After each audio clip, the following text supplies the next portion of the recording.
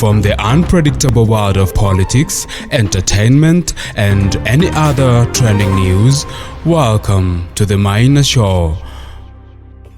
Again, welcome to the Maina Show.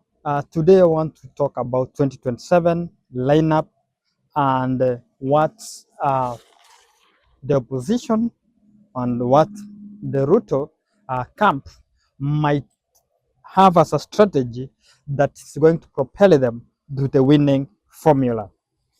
First, let's look at Ruto. So, Ruto has decided to dump the Mount Kenya. So Ruto was thinking if he can join Raila, Raila was going to give him Western and also give him the Luo Nyanza and also give him the Kisii and Nyamira combination, like the stronghold of Raila Odinga. So his strategy was simple. Let me have my base plus Luo plus Western, then Nyamira and Kisii. Then coast, I'll be able to pocket that one so long as I have Hassan Joe and also I have Raila Amolo Odinga, who has been winning that region. So that was the strategy.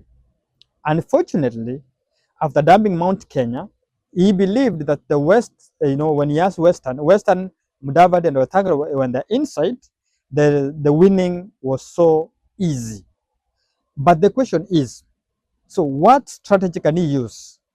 That is he going to have a Luo or the Luo Nyanza as a vice president or a deputy president, or is he going to go for the Luya? So that's the power dynamics that is affecting William Samoei Ruto. For example, the stronghold that he believes he can sway is Homa Bay. So what if he goes with Gladys Wanga and also with a woman factor that is thinking? Because remember, he had said that the next deputy president or presidential candidate deputy in the UDA will be a woman. So what if he picks Gladys Wanga as the deputy running mate?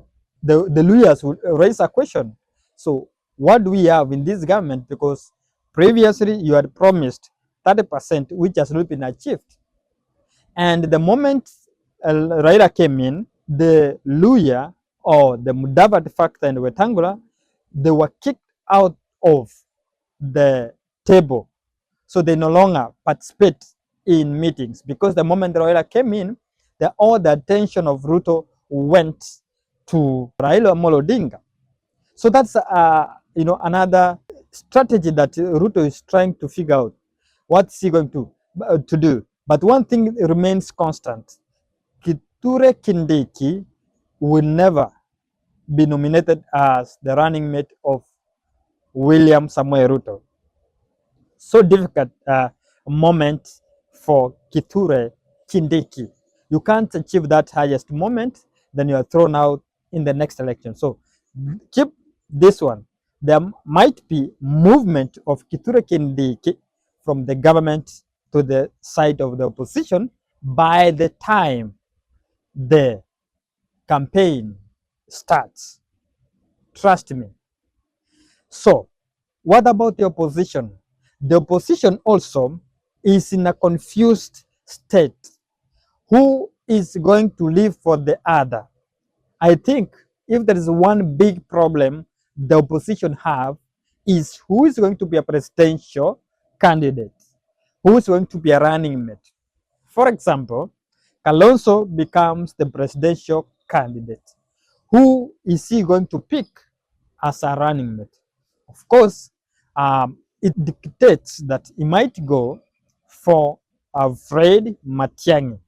But do you think Kalonzo can win election? Because he is politically weak. He had a chance when Raila Amolo Odinga went to the AU. So what will be the question from Gachagua? Gachagua might not accept anything short of that. But there's one thing I want you to understand. Gachagua prefers Kalonzo as a presidential candidate. If they win, he will be in total control of the government. Gachagua doesn't want Matiang'i because he knows Matiang'i is a bulldozer and you never listen to him. So he prefers that if he doesn't get it, he would rather prefer to have Kalonzo as a presidential candidate, and thereafter, if they win, he will be able to have total power of the Gambia because he is going to intimidate Kalonzo. It's the same thing. You see, he said the war they had, he was not afraid of William Ruto, who we know is another, difficult person. So what if he has Kalonzo as the president and he will be telling them, I'm the one who brought the votes? I know Gashawa is not a good factor when it comes to the next election, and that's why I believe the opposition has a big problem to sort out. But once they will sort out, election will be over because they will win. In another way, we can look at this. What if Matiang'i is the presidential candidate? Kalonzo is the running mate. Where is the Luya nation? Where is the Luya nation? So that's another factor they need to figure out. So it's the most difficult job they're going to do. How are they going to balance Kalonzo? How are they going to balance Natembeya? And how are they going to balance the mobilizer, who is Gashawa? Who people don't really want to take power, but just to mobilize. See you next as we think how to answer those questions. This is the Maina Show. Bye.